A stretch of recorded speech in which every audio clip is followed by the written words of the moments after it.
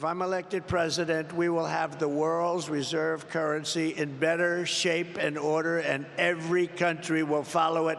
And if they don't, we will put tariffs on that country and we won't trade. The centerpiece of my plan for a manufacturing renaissance will be a 15% Made in America tax rate. I brought the business tax rate from 39% or higher down to 21%. But now I'm doing a step further.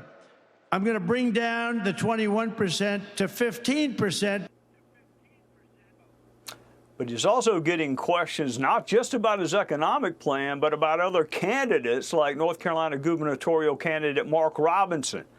Harris doesn't get questions about Biden, who she backed and vouched for his lucidity when the rest of us knew better. But somehow it's Trump being asked about a guy from North Carolina who allegedly engaged in some highly inappropriate conduct. Joining us is townhall.com political editor and the host of the Guy Benson Show, Guy Benson. Welcome, Guy. If the border, immigration, and the economy are the top issues, it should portend success for Republicans, and yet the race looks really close. Why is that?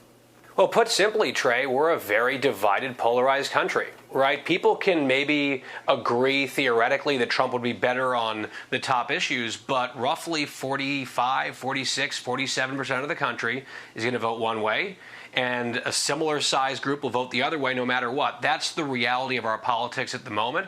I would also just remind people that Republicans also seem to have those similar types of advantages in 2022, in the midterms, on the big issues. And you looked at all the historic trends, and a lot of people expected a red wave to develop. It did in some places, but certainly not nationwide.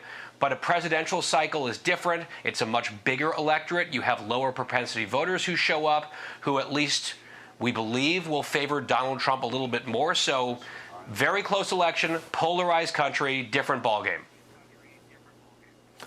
All right, so Tim Walz and J.D. Vance are debating this week. Ordinarily, I guess VP debates don't matter, and maybe this one won't either. But is there at least a chance that in a close race, everything matters? Yeah, I think that's a fair question. And I'm not sure, right? It's hard to tell what actually moves the needle with anyone these days. For a while, it felt like that one, perhaps only debate between Trump and Harris was significant, might have helped her a little bit, but some of the data came back and suggested, well, maybe not so much. So now you go down a rung to the number two guys on the ticket. Is that going to draw the type of audience and the eyeballs that we've seen previously? I'm not sure. But to your point, Trey, I think people are like, all right, we know a lot about Donald Trump. We don't know that much about Kamala Harris and what's authentic about her and what she would try to do as president. Let's kind of see who Trump's running mate is. They've cast him as this sort of dour weirdo. Is that true? Tim Walz, they're doing still, or at least trying to do the joy thing. Can he put any more meat on these bones in terms of policy? So you'll have tens of millions of people watching. Stuff will go viral. I do suspect that J.D. Vance will perform well. He's an able and smart politician. He was very good in his debates in Ohio in that Senate race. So I'll be watching with bated breath. I think it could be telling in a number of ways. I think he will hold Harris and Walz's feet to the fire in a way that we have not seen yet in almost any other setting. Does it matter, though, ultimately with the voters who will sway the election? We'll find out, but I'm not sure. All right, let me shift gears. Some Republican states, they seem to scour the landscape looking for the only Republican who actually cannot win statewide and then nominate that person. Mark Robinson and Kari Lake are behind in two really important states for the former president. Will they drag him down, or do you expect voters to split their tickets, or how do you see that? Well, number one, I think Republican voters have to prioritize winning moving forward, and I think they would argue in a lot of cases they do.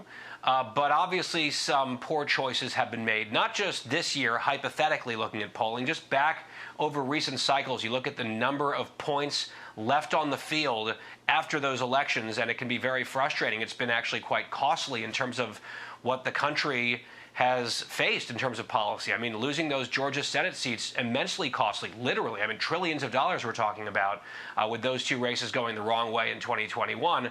Now, your follow-up is, do some very flawed candidates on the right hurt Donald Trump or other Republicans on that ticket in those states, be it Arizona or North Carolina? I don't know. I mean, you can point out very flawed people on the left as well. We don't tend to talk as much about them or those scandals because the media has less interest in doing so.